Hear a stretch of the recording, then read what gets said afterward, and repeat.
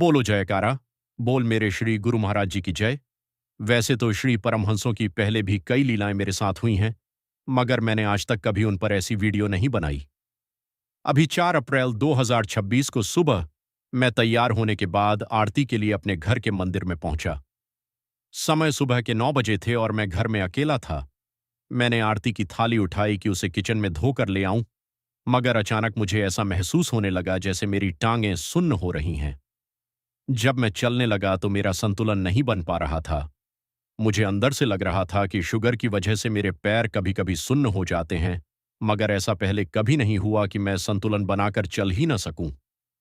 खैर, मैं किसी तरह किचन तक पहुंचा और थाली धोकर वापस भी आ गया, मगर टांगों में बहुत कमजोरी लग रही थी और खड़े होने में ऐसा लग रहा था कि कहीं गिर न जाऊं। फिर भी मैंने आरती की थाली सजा ली, लेकिन उसके बाद मैं बहुत कमजोरी महसूस कर रहा था, तो पास रखे सोफे पर बैठ गया। जब मैं बैठा तो मुझे लग रहा था कि मेरी टांगों में बिल्कुल जान नहीं है। थोड़ी देर तक हिम्मत करता रहा कि उठ जाऊं, मगर लग रहा था कि अब नहीं हो पाएगा। फिर मेरे मन में आया कि श्री गुरु महाराज जी के वचन हैं, आरती, पूजा, सेवा, सत्संग, भजन, सिमरन और ध्यान जो नित्य करता है, उसका मैं ध्यान रखता हूं।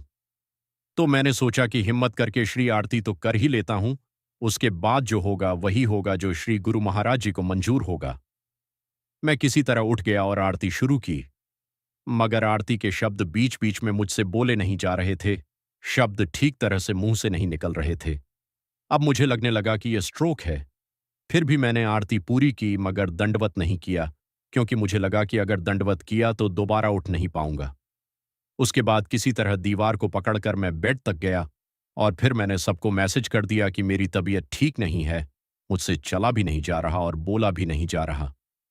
तुरंत सबके फोन आने शुरू हो गए और मदद की तैयारी हो गई। 10 से 15 मिनट के बाद मैंने सोचा कि अब चलकर देखता हूं। जब मैं चला तो अब मैं ठीक से चल पा रहा था। तब तक मेरी पत्नी भी आ गई थी।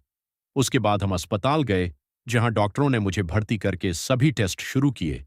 सभी टेस्ट सामान्य आए। डॉक्टर ने खुद कहा कि यह ब्रेन स्ट्रोक था, ब्लड क्लॉट बना था, मगर वह अपने आप ही घुल गया। भगवान ने आपको बचा लिया, कोई स्थायी नुकसान नहीं हुआ। यह सब गुरु महाराज जी की कृपा ही थी। बोलो जयकारा। बोल मेरे श्री गुरु महाराज जी की जय।